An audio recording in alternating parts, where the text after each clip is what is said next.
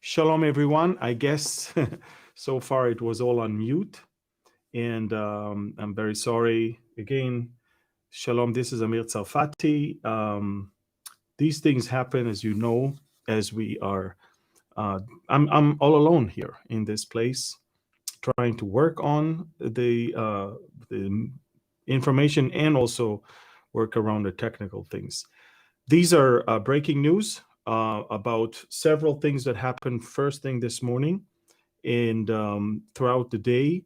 And I would like to draw your attention to several things that happened today. Okay, so the first thing, a Ukrainian drone was flying early this morning for the second time in 3 weeks, towards a Russian military Air Force base called Engels 2. And this is northeastern of the Ukraine. This is deep into the Russian region. And what happened is that the explosion of the drone and of the intercepting missile caused damage to the tower, the control tower, and also to kill 3 Russian soldiers.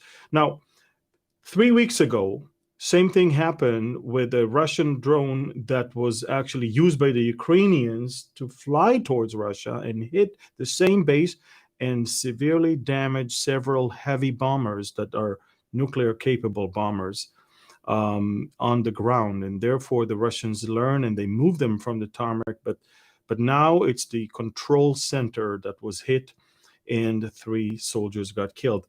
The last time, the revenge of the Russians came the day after with a barrage of nearly 90 cruise missiles that severely crippled the Ukrainian grid system. And I can only guess that it's not going to go unanswered this time, now that the Russians have also casualties. Another very troubling thing that happened early this morning, folks, is that 5 drones were launched from North Korea, and for the first time in 5 years violated the South Korean airspace. One of them was flying right above Seoul, the capital of South Korea. The South Koreans launched helicopters and planes, and they tried to shoot down these drones with over 100 different rockets, and failed. Ladies and gentlemen, failed. They failed to shoot down those drones that came back to North Korea unharmed. It goes back to December 13th, when satellite images showed an interesting looking UAV that looks like a Chinese-made one. It was parked in next to a hangar in Pyongyang area, and the intelligence community was wondering what is Kim Jong-un is going to do with a UAV. Well, today we got an answer. He learned from the best. He learns from what's going on in the war with Ukraine and Russia. He understands that the game changer is using drones that are much harder to shoot down, much harder to be intercepted or even detected by radars, as they fly very low and they're very small. And therefore, this was, I believe, testing the waters for Kim Jong-un, and I believe that in light of what he saw today, is greatly encouraged that he can easily do something in minimum cost and with maximum effect of fear and terror for the South Koreans. Now, you have to understand that over the last few weeks, there's exchange of military actions between the parties, and we know that the shooting of ballistic missiles on one side and military exercise on the other side. The U.S. for the first time sent B-52s and F-22s also to take part of the drill in South Korea. The North Koreans are very angry with what they see. Satellite images that were released by both sides were kind of competing who gets better footage. And so I think that this morning, Kim Jong-un decided, I will show the South Koreans that I can actually dominate their own skies and they won't be able to say a thing. And that is exactly what happened. By the way, the South Koreans lost the plane today in the attempt to shoot down those UAVs. It's a small attack plane, and it crashed, and the crew managed to evacuate themselves, but the plane, of course, was destroyed. So that happened just this morning, just so you know. Quite a lot of stuff happened today. I want to also direct your attention to Iran, but this time from different directions. I want to direct your attention to Iran when it comes to the Russia-Ukraine war. I want to direct your attention to Iran when it comes to the United States. I want to direct your attention to Iran when it comes to Israel and the new government that, good news, will be sworn in this Thursday in 2 days. And finally, we're going to have probably sanity within our own government, and also what is going on in Iran from the inside, because there's something very interesting that is happening right now as we speak. So first of all, allow me to say that a couple days ago, on December 20, in fact, yesterday, I believe, December 25th, an Iranian journalist called Reza Abbasi warned of Ukraine's, actually said that Ukraine will return to the pre-industrial era in the event of a Kiev attack on Iran. And why would Iran be afraid of an attack from the Ukraine? Well, according to him, the words of the advisor to the president of the Ukraine, Mikhail Podolyak, who called for a move to destruction of production and arrests of suppliers of weapons, of Iranian weapons to Russia, they were caused by what he said, American cocaine. The Iranians said that the Ukrainians are threatening Iran because they are under the influence of American cocaine. And then look what he said. By the way, whenever an Iranian journalist writes stuff like that, it's normally because he's connected to the regime, and he's the trumpet of the regime. And he says the slightest action that threatens the security of the Iranian people will return Kiev to the pre-industrial era. This is not a threat, this is a warning, Abbasi wrote. And on the eve of December 24th, Podolyak said that Iran's weapons enterprises must be destroyed. And in his opinion, Tehran's cooperation with Moscow humiliates Western sanctions institutions. I'll take you back to December 22nd, where Iranian Foreign Ministry spokesman Nasser Kanani urged Ukrainian President Volodymyr Zelensky not to test Iran's patience with unfounded accusations of arms supplies to Moscow. And by the way, this is a bunch of baloney, because everyone knows that the Russians are using Iranian drones. Iranian drones were shut down by the Ukraine, and we saw their serial number, date of production, and where they were assembled, all in Iran. Now, it's interesting because on December 12th, the Iranian Defense Ministry reported that the Ukrainian side did not provide evidence of the use of Iranian drones by the Russian Federation during a special operation to protect the Donbass. See, the Iranians are calling it also a special operation to protect Donbass. And I take you all the way back to December 6th, where France, Britain, and Germany appealed to the UN Secretary General to send experts to Ukraine to investigate possible violation of Resolution 2231, which prohibits Tehran from exporting certain types of products without prior approval from the UN Security Council. So what I'm trying to say is that Iran is, of course, bluffing the whole world. They are in violation of so many sanctions of the UN, of the US, and everybody is just giving them a free pass, and they're doing it. And that brings me now to the words of the head of the Israeli Mossad, of Dedi Barnea, actually. And he said in a meeting about a few days ago in the Israeli president's residence, where they gave awards to some excellent agents of the Mossad, The president of Israel actually praised the Mossad and the chief of Mossad, Dedi Barnea. But Barnea, at the same ceremony, said the following thing. He said, in recent months, we detect very dangerous process or developments. Some of them are threatening. Some of them are just in defiance from the side of Iran. Iran is increasing its attempts to actually perform terror actions all around the world. And these we are actually thwarting almost every day, he said. So the fact that we don't hear about it doesn't mean that it doesn't happen. There are multiple Iranian terror cells around the world that are aiming at two things. Anyone that is against the regime and Israeli and Jewish targets. Number three, we are telling the world that Iran is about to increase or enlarge or expand its uranium enrichment project, which, by the way, in other words, he basically says it's no longer 15%, 20%, 40%, or 60%. It's 90%. And we are also warning of the Iranian intentions to actually hurt friendly Muslim countries in our region in different ways.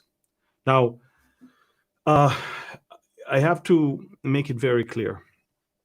I've written a couple novels about the Mossad, and I know this organization very well. In fact, we're in the process of writing more, but I want to tell you something. The Mossad is an intelligence organization. You know, it's very limited in its resources when it comes to coming against a nuclear program of a country that is now backed by another one, and I'm talking about Russia.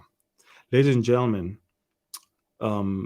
as much as I like the Israeli secret services, and as much as I think that they're of the best in the world, and their heroic operations such as recovering the archive, the nuclear archive from Tehran, and such as the elimination of Fakhrizadeh, the father of the nuclear program. As much as all of these are true, the Mossad is not a military force. It's not an army. It's not a military, and it cannot destroy simultaneously hundreds of targets. Some of them are deep under the ground, hundreds of feet, in tunnels that are almost cities under the ground. For that, there's a need for much more than just one intelligence organization.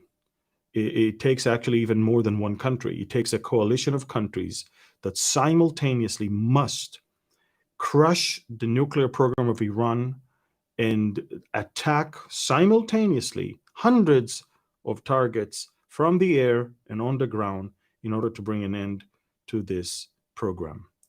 If that's not going to happen in the coming months, Iran will no longer be a what I call threshold country. Now, we believe that Iran can put a bomb together already with what they have. We actually know that they can do that.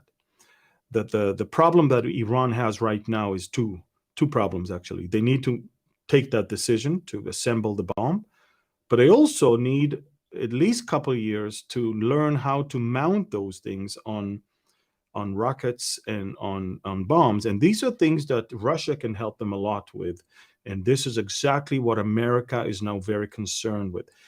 America is seeing the growing collaboration between Iran and Russia. Russia needs Iranian weapons and drones. Iran needs Russian technology and Russian knowledge. And that's an unholy matrimony that we're watching right now. Israel is limited with what it can say or demand from Russia at this point. And so America is the one that is standing and demanding this Russian Iranian thing to stop. But, you know, there's a very weak, very weak administration in America right now. There was a very weak administration in Israel until the day after tomorrow. And so, it is evident, it is obvious, and in every interview that Netanyahu has been giving in the last few weeks, the first thing he said, we must stop Iran's nuclear program. He says, before anything else, this has to stop. And so it's not a secret that Israel is already exercising, but again, it's not going to be enough. I can tell you up front, it's not going to be enough. It has to be a joint effort of more than one country, to surprise the Iranians, and from within and from outside, on the ground and from the air, and of course, bring an end to that program. And so again, that is the Israeli-Iranian thing. And again, as much as I can praise the different operations of the Mossad, it's not going to be enough for one intelligence organization to fight the nuclear. This is not Iraq of 91. This is not, we're talking about hundreds of sites. Some of them are deep under the ground. And even the JDAMs that America holds right now cannot really destroy those targets. And so, again, this is what we have right now. Now, let me give you another update that is very, very interesting. All around Israel, economies are collapsing and currencies are plunging. I'll give you an example, okay? In Iran, although the official exchange rate is 40,000 reals for US dollar, it's actually more than 420,000 reals for $1 US. And what happened now is this: all the Iranians, part of the protest that is already more than 100 days into, part of the protest is that the Iranians right now are going to withdraw all their cash from the banks, which causes their economy to plunge, causes the central bank to be destabilized, and that causes their currency to lose value every day more and more. That is becoming a bigger threat to the Iranian regime right now than actually the riots in the streets of Iran. Very, very interesting what's going on right now. It's called a financial uprising, a financial revolt. But that's not the only one. Folks, I just got a report 5 minutes ago. In Iraq, the dinar is now 150,000 dinars for $1 US. That's, it's hard to imagine how much the value of the currencies of Arab countries around us is low. Turkey, if in 2010 it was, I think it was 1.4 Turkish lira for $1 US, now it's 18.6 Turkish liras for $1. We're talking about almost 15 times more. Lebanon, 46,000, over 46,000 Lebanese lira for $1 US. And again, ignore the official exchange rate. I'm talking about the real rate where people exchange with money changers. Nobody cares about the official rate that the banks are posting. We're talking about real life. If that's not enough, Syria, if before 2011, you would pay 50 Syrian liras for $1, now it's 6,560. In Egypt, of the official number right now, it's 24.7, but in reality, it's almost double liras for $1 US. Folks, this is a disaster all around us. All around us. These countries the economies are just plunging and falling, and you have to understand, we're entering into 2023, where we're going to see a lot of civil unrest and chaos as a result of these exact things. And again, these are things that are happening all around us. So I talked about a Ukrainian attack on a Russian airbase that will probably cause a major strike of cruise missiles tomorrow or even tonight on Ukraine. We're talking about five North Korean drones that entered the airspace of South Korea for the first time in 5 years. South Korea's airspace was violated, and for the longest time, over 100 attempts to shoot them down failed, and they are all returned back to North Korea. We're talking about Israeli military a concern of the situation with the Iranian nuclear program, that, no more Mossad operations can ever stop it, where it's a point where they already started the 90% enrichment, and they have enough. They have enough for a bomb. They have enough for 5 bombs. They just don't have yet the technology to put that and mount it in a way on a rocket or a bomb that will be able to get to another place, which for that, Russia will gladly assist them. In fact, the concern is that Russia will assist them even of firing that. I mean, they don't even have to learn any more things. They can just be assisted by Russian experts that will gladly be sent to Iran, as the Iranians were sent to Crimea to build production lines for Iranian UAVs over there. Folks, I've learned 2 things in the last 2 years. Don't talk about COVID, and don't talk about the Ukrainian war. Why? Why? Because everyone is already deeply grounded with his opinion based on YouTubes that he's been watching, and that's it. What if I told you, based on sources that I know, that as we speak, 248 million Chinese contracted coronavirus since October.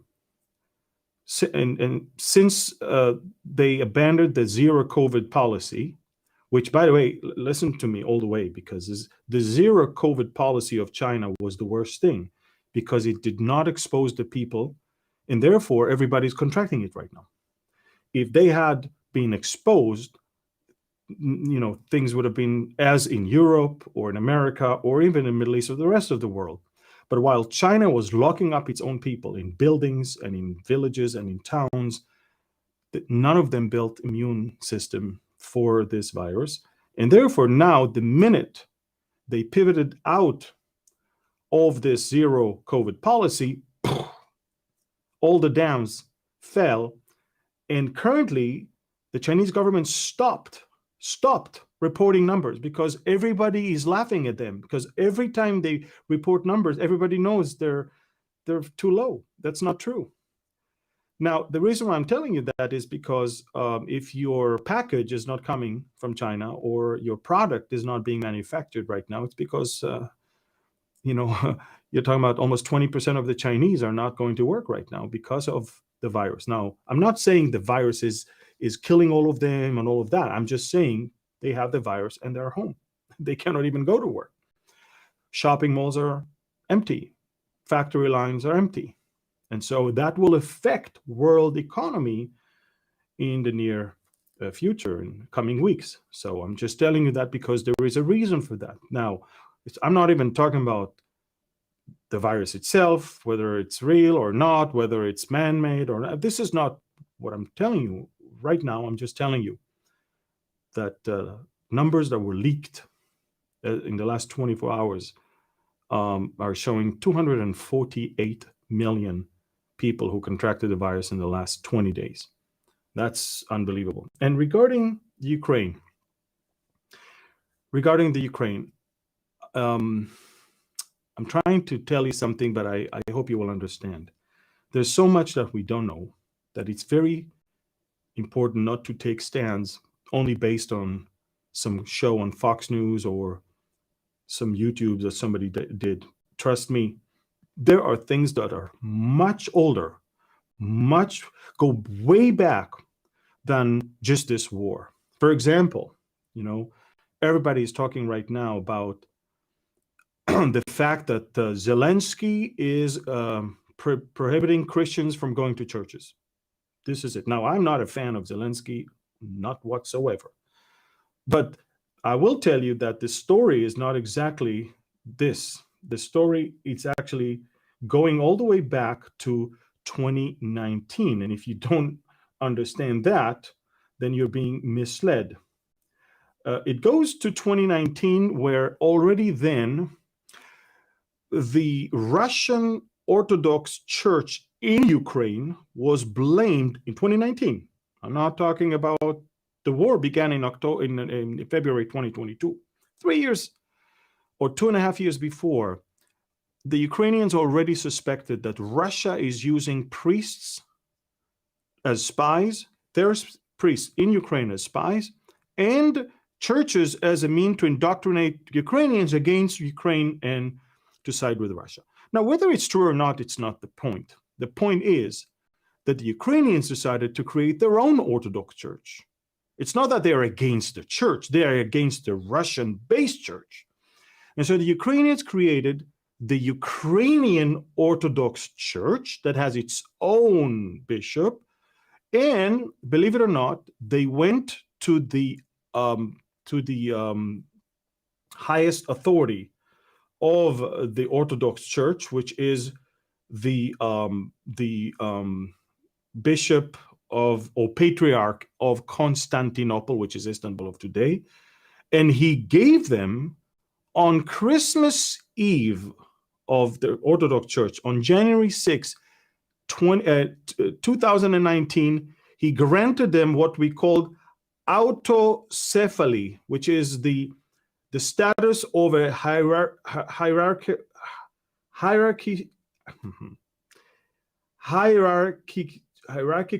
Christian church whose head bishop does not report to any higher ranking bishop. And so the Patriarch of Constantinople basically said, in Ukraine, there's one Orthodox church, and that's the Ukrainian church. That's it. So this is something that goes beyond the war. It goes before the war. And if I may say, it affected the Russians because the Russians kind of lost, control over buildings, territories, people, and worshipers. And that was one of the reasons that Vladimir Putin was pushing for an invasion into Russia, because he saw that not only he's losing, as far as he's concerned, the control over Ukrainian political and financial, but also the spiritual and or / religious part is being taken from his hands after 300 years of Russian dominance of the Ukrainian church. So you understand, it's not exactly that Zelensky says Christians cannot go to church. No. What he says is we need to forbid any churches in Ukraine that are actually headquartered in the Russian Federation, because this is not exactly a spiritual thing. It's more of an espionage thing. Now, again, whether it's true or not, it's not the issue. The issue is there is a church in Ukraine, and there is a both Orthodox church in Ukraine, there are evangelical churches in Ukraine, which we are in touch with, and they don't report any persecution. In fact, if anything, the first time the Orthodox Church in Ukraine allows Christians to celebrate Christmas even on December 25th and not only on January 7th. I don't take sides here. I'm just telling you that what you hear and what is on the ground, oftentimes it's two different things. And taking one side or just believing something just because Fox News says or Tucker Carlson says or Donald Trump Jr. tweeted, or I don't know, someone said that, it's not always the real thing. You have to dig deeper and find what is really the reason for these things. Now, do I agree with banning or blocking access of those who worship in the Russian Orthodox Church? No, I don't. But it's not that the government is against Christians. No, the government is against a specific branch within the Orthodox Church whom they suspect is not really about Christianity, but about espionage. It's like almost every Arab country in my region forbids the Muslim Brotherhood. Why? They realize that the Muslim Brotherhood, although it's a Muslim organization, it's actually inciting against governments. It's harboring terrorists in their mosques, so they were outlawed. Now, do you suspect the Saudi king that he's anti-Islam? No.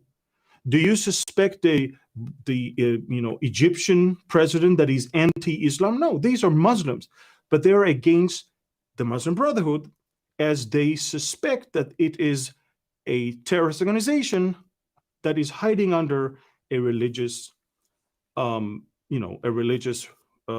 roof or some sort of or outfit. So, what I'm trying to say is this: whether Zelensky loves Christians, that's not the issue. The issue is in Ukraine right now, the Russian Orthodox Church is being kind of outlawed for other reasons than Christianity. It has nothing to do with Christianity. It has to do with what it is being blamed for, and has been blamed for years earlier, which is the reason why in 2019 there was the separation already, and already then the religious hierarchy, or the religious, I would say, superior body, which is the Constantinople bishop, he actually granted the Ukrainian church to be the only, it's every country has one church. That is what the Constantinople, the Constantinople, I wouldn't call him father, but patriarch actually said. Okay, so believe it or not, in 2019, and even now, Russia has a problem with the patriarch in Constantinople, not only with Zelensky and his prime minister. So again, what I'm trying to say is not everything that is being tweeted is accurate. Not everything that is being reported is the full story. You have to go back and dig back to understand that it's far older and far more than just worship. It's in fact, in this case, it has nothing to do with worship. It has to do with everything else but worship. Okay, so we have to remember those things. Okay, folks, I just want to, again, thank you all. Today, I need to leave soon because it's the 25th birthday of my firstborn, Ariel, and I'm very excited for him. Also, my daughter in a couple days will fly to South America to serve in a ministry there for a couple months, and I am on my way next week to Asia. Please pray for me. I need quite a lot of prayers because of the challenging nature of this tour in Singapore, Vietnam, Philippines, and California. Folks, thank you. Without your support, I could not do all of these things, travel to countries and be able to minister to small and large churches all around the world. I also want to tell you that if you really want to support this work, subscribe to Telegram and stay in touch with us, because I'm going to be more and more restricted and banned and shadow banned on Facebook and YouTube, and I see that, we feel that, we know. I ask other ministries, it's the same thing. The only platform that is allowing me to tell you everything, by the way, whatever I said now, I wrote on Telegram with videos, with photos, with much more details. So go to Telegram and let me show you how you can actually do it.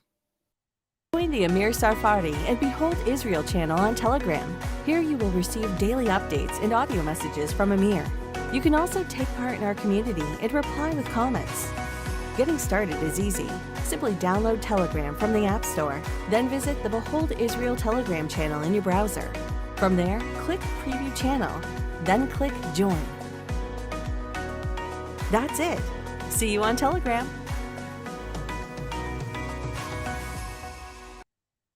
All right, well, thank you. Let me finish with the Aaronic blessing above you all.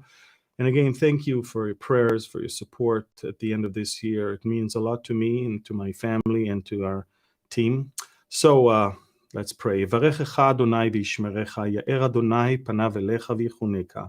יישא אדוני פניו אליך וישם לך שלום. The Lord bless you and keep you. The Lord make his face shine upon you and be gracious to you. The Lord lift up his countenance towards you and give you his peace. His peace that surpasses all understanding, that can come from the Prince of Peace, who is the Lord of Peace, Sar Shalom, who can give you peace now and forever, here and everywhere. His name is Yeshua, and in his name we pray. Amen. Thank you. God bless you. Please click the share. Share it with one friend, one family member. Let the word go out. Thank you. I love you. God bless you. And shalom. Bye-bye.